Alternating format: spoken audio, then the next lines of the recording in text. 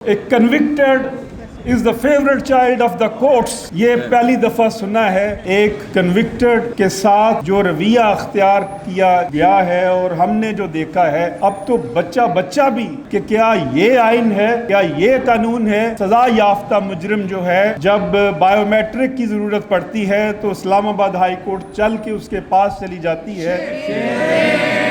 जो लीडर है वो व्हील चेयर के ऊपर इस्लामाबाद हाई कोर्ट आना पड़ता है। जब उसके ऊपर हमला होता है तो वही इस्लामाबाद हाई कोर्ट वो उसको जस्टिफाई करती है उसकी गिरफ्तारी को। Accuse is the favourite child of the prosecution. ये खुशखबरी है उन तमाम सजा याफ्ता मुजरिमों के लिए कि वो इस प्रेसिडेंट की रोशनी में आगे बढ़ें और वही रिलीफ हासिल करें। ये नहीं भूलना चाहिए कि आपका तअल्लुक उस 1% करप्ट शराफिया से होना जरूरी है। जिस तरह आलमी सतह पर इसराइल का साथ दिया जा रहा है वही रिफ्लेक्शन हमें अपने मुल्क के अंदर नजर आ रही है। जाल नदीम पाहट के ऊपर ही हमला नहीं है बल्कि ये हमला आईने पाकिस्तान पर हमला है एक तरह से। Honourable presidium, members of the bar, सबसे पहले तो मैं वो 2 करारदादें जो पेश हुई उनको सपोर्ट करता हूँ,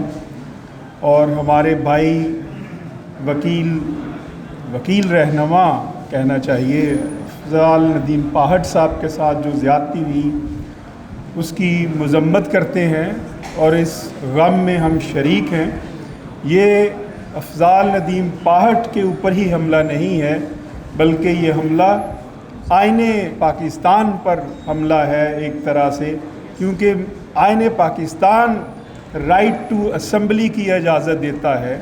मेरा बुनियादी हक है राइट टू असेंबली, मेरा बुनियादी हक है फ्रीडम ऑफ एक्सप्रेशन। अगर मेरे ये हकूक़ मजरूह हुए हैं तो इसका मतलब है आईने पाकिस्तान की खिलाफ वर्जी हुई है। इसी तरह जो दूसरी करारदाद पेश हुई उस हवाले से भी डेफिनेटली देखने की ज़रूरत है, बात करने की ज़रूरत है। अगर भाई 2 मिनट बात सुन लें तो भला हो जाएगा हम सबका।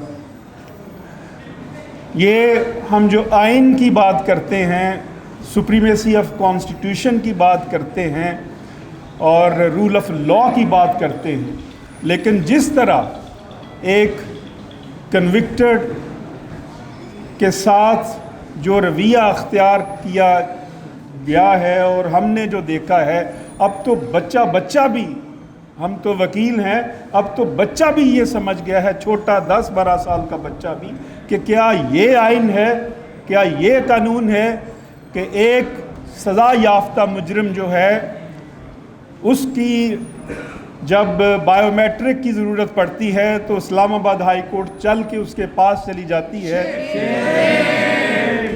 और दूसरी तरफ एक जो लीडर है वो उसको व्हील चेयर के ऊपर इस्लामाबाद हाई कोर्ट आना पड़ता है, और जब उसके ऊपर हमला होता है तो वही इस्लामाबाद हाई कोर्ट वो उसको जस्टिफाई करती है उसकी गिरफ्तारी को, जो कि बाद में सुप्रीम कोर्ट ने सेट असाइड की।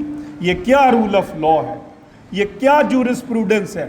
हमने being a student of law ये तो पढ़ा है और सुन रखा है और रोज़ सुनते हैं कि accused is the favourite child of the prosecution, लेकिन convicted is the favourite child of the courts. ये पहली दफ़ा सुना है और पहली दफ़ा सुना है।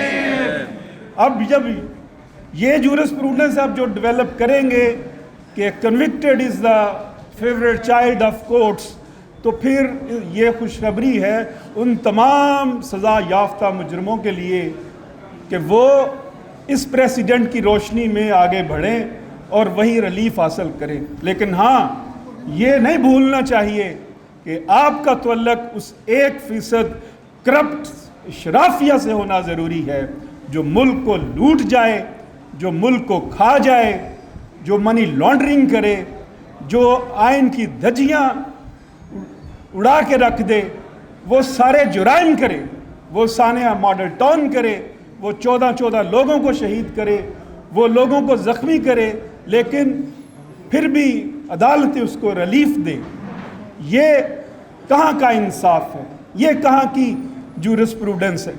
آج ہم جہاں پہ کھڑے ہیں، اگرچہ یہ تحریک ہماری آئین کی سپریمیسی کی تحریک ہے، قانون کی حکمرانی کی تحریک ہے، لیکن ہمیں یہ بھی دیکھنا ہے کہ عالمی سطح پر کس طرح ہم خلاف ورزیاں ہو رہی ہیں، بین الاقوامی قوانین کی دھجیاں اڑائی جا رہی ہیں، اور تمام یونائٹڈ نیشنز کے تمام جو فنڈامنٹل رائٹس ہیں، جو United nations declaration of human rights میں اقوام کو ملے تھے، اس کو رونتے ہوئے اسرائیل جو ہے وہ فلسطین کے اوپر ظلم ڈھا رہا ہے۔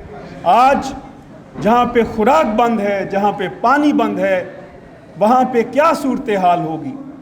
اس وقت جہاں سے ہم گزر رہے ہیں، میں سمجھتا ہوں قومی سلامتی اداروں میں جو بیٹھنے والے لوگ ہیں وہ دیکھیں کہ دنیا کس طرف بڑھ رہی ہے۔ آج جہاں پہ ہم کھڑے ہیں، یہ ایسا موقع ہے جو پہلی جنگ عظیم کے بعد آیا تھا، جس طرح دوسرے جنگ عظیم کے بعد آیا تھا۔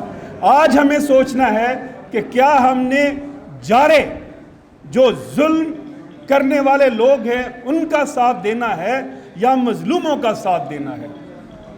جس طرح عالمی سطح پر اسرائیل کا ساتھ دیا جا رہا ہے، وہی ریفلیکشن ہمیں اپنے ملک کے اندر نظر آ رہی ہے کہ جو ظالم ہیں آپ ان کے سامنے کارپٹ بچھا رہے ہیں۔ اس پالیسی کو دیکھنا ہوگا، ہمیں ریویو کرنا ہوگا، اور ہمیں اپنے عوام کو، جو 25 کروڑ عوام ہیں، ان کے بنیادی حقوق کا خیال رکھنا ہوگا۔ تبھی ہم پاکستان کے عوام کو بنیادی انسانی حقوق مہیا کر سکتے ہیں، اور تبھی پاکستان ایک بہتری کی طرف سفر شروع کر سکتا ہے۔ اور تمام یونائٹڈ نیشنز کے تمام جو فنڈامنٹل رائٹس ہیں، جو United nations declaration of human rights میں اقوام کو ملے تھے، اس کو رونتے ہوئے اسرائیل جو ہے وہ فلسطین کے اوپر ظلم ڈھا رہا ہے۔ آج جہاں پہ خوراک بند ہے، جہاں پہ پانی بند ہے، وہاں پہ کیا صورتحال ہوگی؟ اس وقت جہاں سے ہم گزر رہے ہیں، میں سمجھتا ہوں قومی سلامتی اداروں میں جو بیٹھنے والے لوگ ہیں وہ دیکھیں کہ دنیا کس طرف بڑھ رہی ہے۔ آج جہاں پہ ہم کھڑے ہیں، یہ ایسا موقع ہے جو پہلی جنگ عظیم کے بعد آیا تھا، جس طرح دوسرے جنگ عظیم کے بعد آیا تھا۔ آج ہمیں سوچنا ہے کہ کیا ہم نے جارے جو ظلم کرنے والے لوگ ہیں ان کا ساتھ دینا ہے یا مظلوموں کا ساتھ دینا ہے۔